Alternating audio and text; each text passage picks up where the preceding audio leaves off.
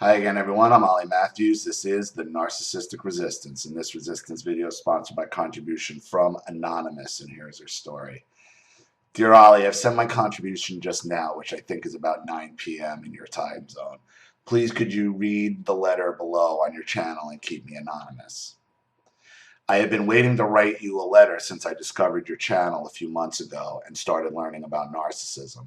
Like many people, I initially started my journey of realization after being ensnared by a narc partner, but went on to see the things my mother did, which have led me to choose disordered men.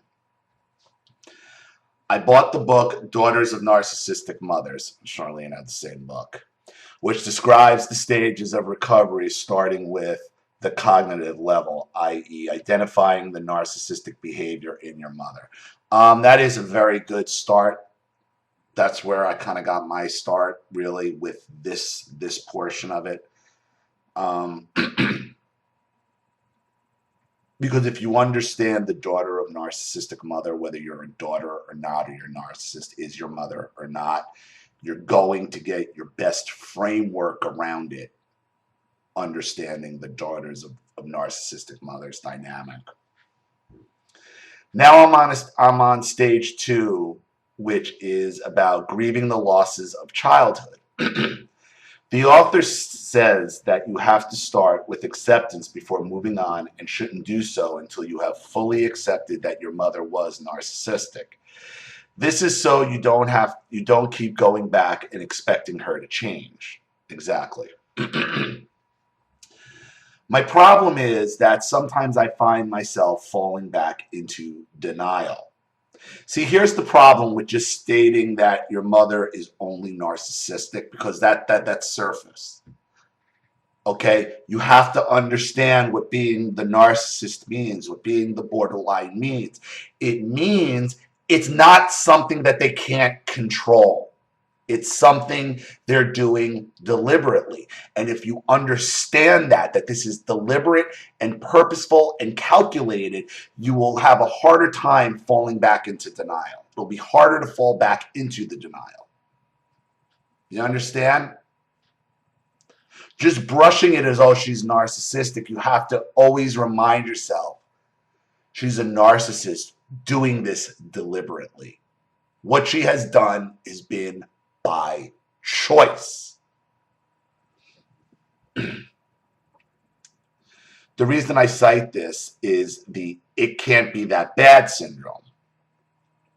Having to keep telling myself that narcs use the tactic of intermittent reinforcement to keep us from realizing the truth. I was wondering how you dealt with this with your parents, and if there were any good things that you drew back in before you decided to go no contact. Something that drew me back in before I decided to go no contact. What would always draw me back in?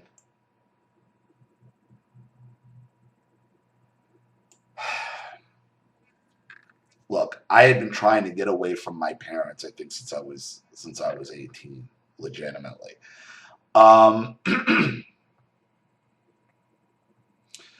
What would just draw me back is just exhaustion. You get tired. Like I just couldn't go on anymore. And this hopelessness in the back of your mind that you think you somehow need them, that you can never make it on your own, is what would always draw me back in, until you just got to do it. Okay, where there's a will, there's a way, and you can break away from these people. It was never guilt. I never went back. I never went back or dealt with my parents out of guilt, ever.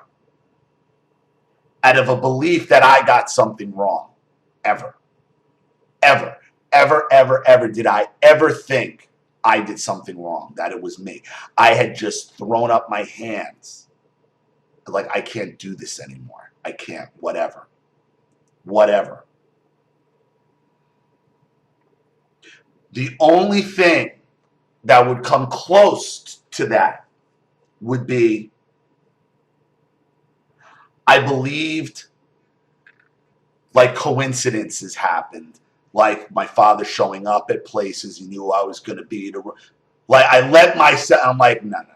And then you'd find out that he had planned it and calculated it because he planned it with other people. That. But that was never out of a belief that I was wrong on anything. That was always some parts of the battle after the initial war broke out. The minutia, the kind of very similar to the giving you the increments. It's all to keep you off balance. So with me, it was never a guilt, or I never thought I was overplaying anything, ever, ever, ever, ever. It was just, for me, I just wanted it to stop. Maybe regroup in the back of my mind and try again. It's hard to go. It's hard to put yourself back in that mindset because it's so chaotic and it's so confusing as it's going on. That's why it takes decades to work this shit out. Decades to work this shit out in your head. Something that draws me back in denial is looking at old family photos. When I show them to people, they always point out that I'm smiling in every one and that I must be a happy child. What kind of fucking nonsensical logic is that? Because you're smiling in photos? Since the camera was invented, what is smile? Say cheese. You're smiling in a picture? So that means you're a happy child. Really, really, really. Now you think about what a ridiculous leap that is. Most people have to smile in photos. Because if you don't smile, it's like you get yelled at. Look, you ruined the picture. You ruin everything. What's your problem? You always look miserable. It's meaningless. You look happy in photos. I know that I wasn't. I was looking at a few pictures of my 4th birthday party today. My mother had put a lot of effort into it, invited my friends, and made me a lovely cake. When I see that, I actually feel guilty and ungrateful. Because you're like, oh wow, a party and cake. That wasn't for you. That was for your mother. That was your mother putting on a show for herself. You're nothing more. You were nothing more than a prop at your own birthday. Those pictures are nothing more than stage props for your mother's to feed your mother's narcissism. Yet you're going to feel guilty because you were smiling in photos. You're told, smile, say cheese. The person usually won't snap the fucking photograph until you're smiling.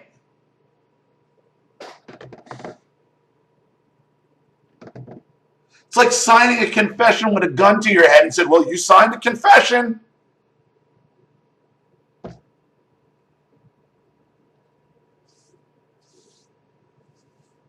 The narcissist will use a confession with a gun to your head is valid. That's what that is. That's a confession with a gun to your head. Then turning around and being used against you. Oh, gee. I wonder what would happen if I refused to smile. I wonder.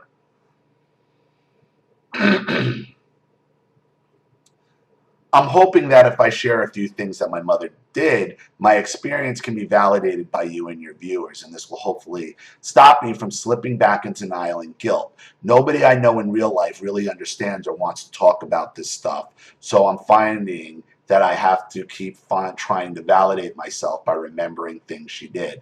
My older brother talks about her sometimes, but my younger brother won't hear a bad word said about her. Stop trying to prove to others who she is and just deal with it for yourself. Because eventually she'll show her colors to everybody else. Once the supply is removed, Anonymous, the narcissist has to look for a new source. And that's when they usually end up revealing themselves.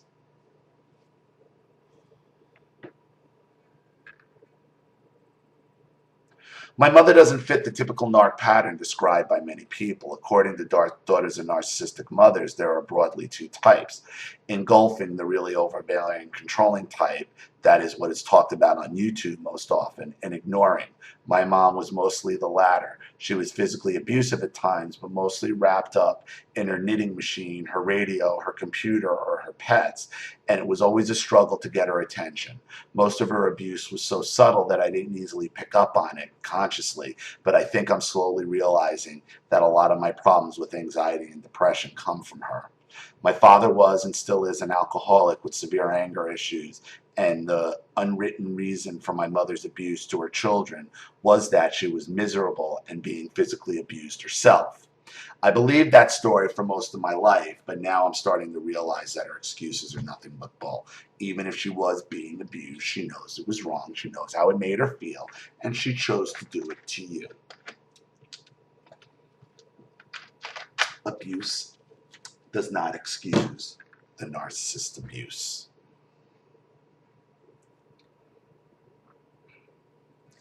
Below are a few examples of the more extreme things she did to hopefully give you an idea what she's like. I've tried to make them as brief as possible. 1.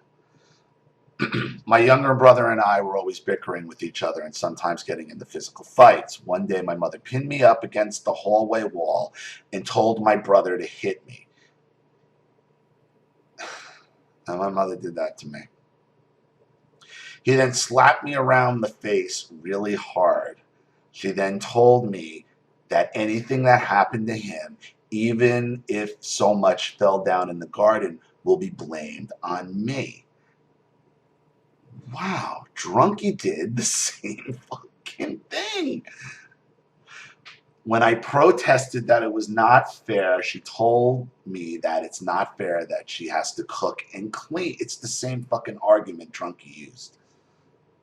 I was about 7 and actually believed this illogical argument.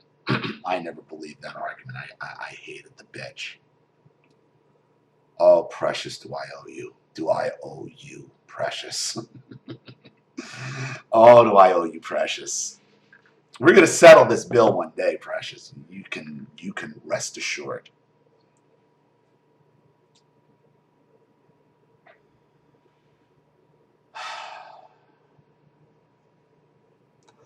2, once when I was about 9, I had been sent to my room, but I could hear the family having so much fun downstairs.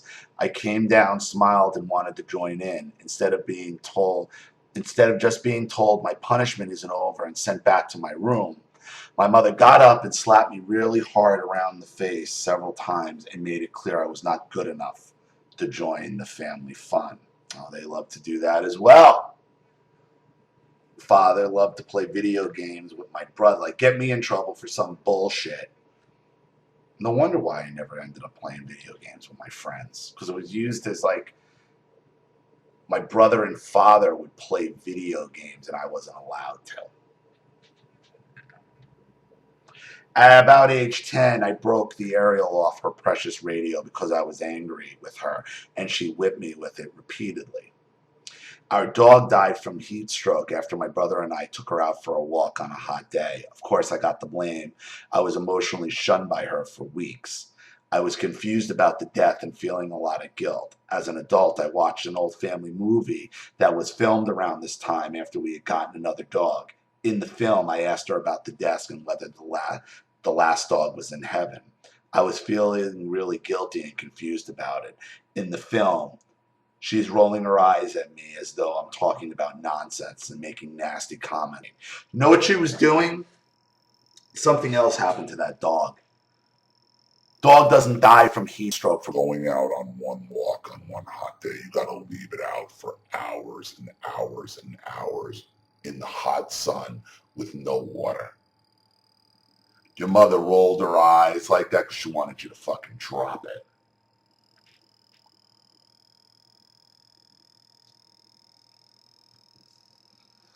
When I was 20 and pregnant with my daughter, she was living with my brother and finally leaving our dad. My brother had been mean to me and told me to fuck off. I was upset because he had gone out to take heroin with my partner and they had both got arrested the previous night. I asked my mother to take me home. I was living alone in this horrible state-run place where they dump homeless pregnant women. I couldn't bear the thought of being alone and asked if I could go for a drive before I went home or do something nice.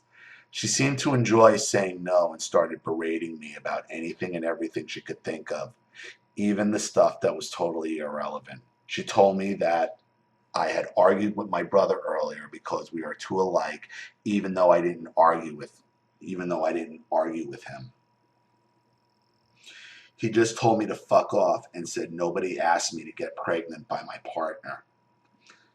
Well, nobody asked my brother to go do heroin with him either. She also brought up a conversation I had with her a few days earlier where I had cited something from a textbook to back up my point. I thought it was just a calm discussion. She told me that I have read my books and I think I know it all, and this makes me a horrible person. Because she knows she's about to be exposed. This is your mother freaking out because she knows her ruse is about to be exposed. She had baited me into a reaction the previous day and threw this in my face, implying that I was always arguing with people. I got out of the car crying my eyes out. She just left me there and drove off looking satisfied that she had given me a piece of her mind. I felt like she had pulled the rug out from under me when I was at my most vulnerable. I was so distraught that day that I wanted to kill myself, but I didn't because I was pregnant. I have never understood this, and I just don't understand why anybody would want to distress any pregnant woman, let alone your own daughter. Because they're going to get you when you're most vulnerable. The narcissist never misses an opportunity to get you when you're vulnerable. That's why, and that's when you're most susceptible to whatever she wants.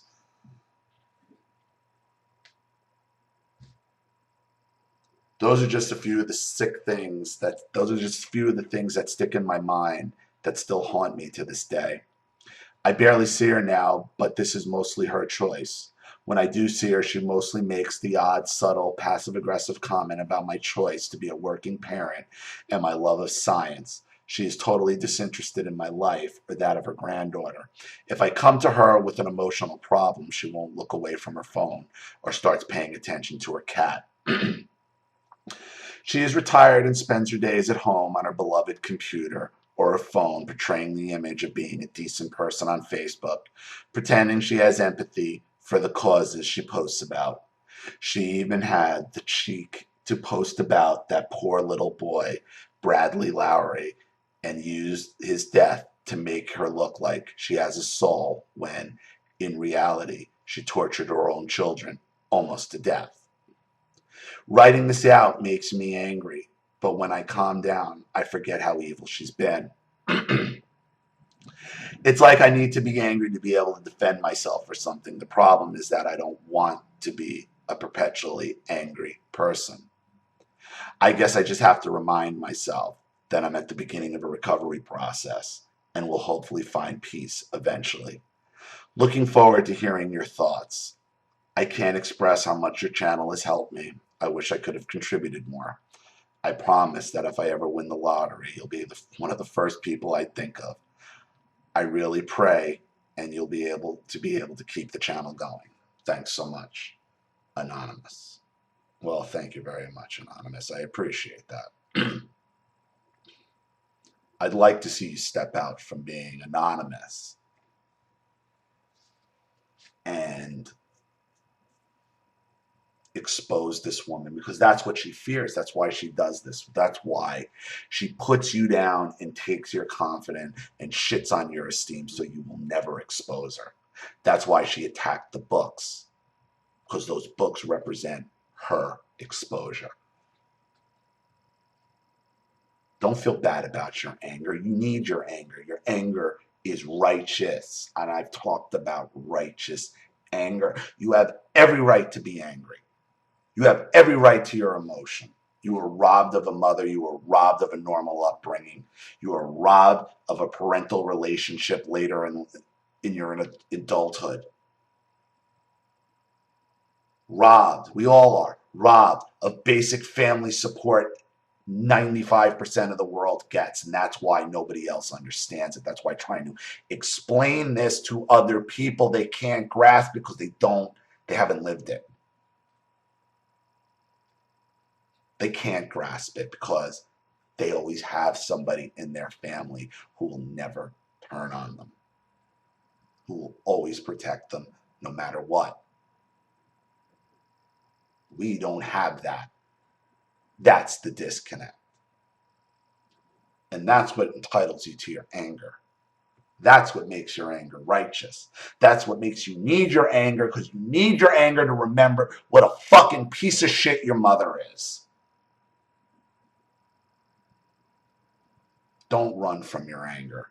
You need it. So I hope that helps, Anonymous. Thank you so much for your contribution and your story. You know, I know money's tight, so I appreciate it. And your kind words. And I hope to hear some follow-up from you. Thank you to everybody watching. Please leave any opinions or advice in the comments section below. And if you want your story read on the channel, you have a topic you'd like me to cover, a narcissist you'd like to expose, you'd like to set up a Skype, phone call, have a private video made, or a Facebook chat, or you'd like to sponsor a video like this for someone who can't afford one and needs help, or you just want to sponsor my channel in general to see it grow, buy equipment, keep the lights on and the rent paid, those are always awesome as well. You know what to do with the PayPal and email links in the description box. This channel is funded 100% by you. And if you're still unclear, wait for the instructional video link to pop up on the screen at the end of this video to walk you through all of that. Please like and share this video wherever you can. Subscribe to my channel if you haven't, and be sure to click the subscription bell to be notified of all my video uploads. I'm Ollie Matthews. This has been the Narcissistic Resistance. Take care.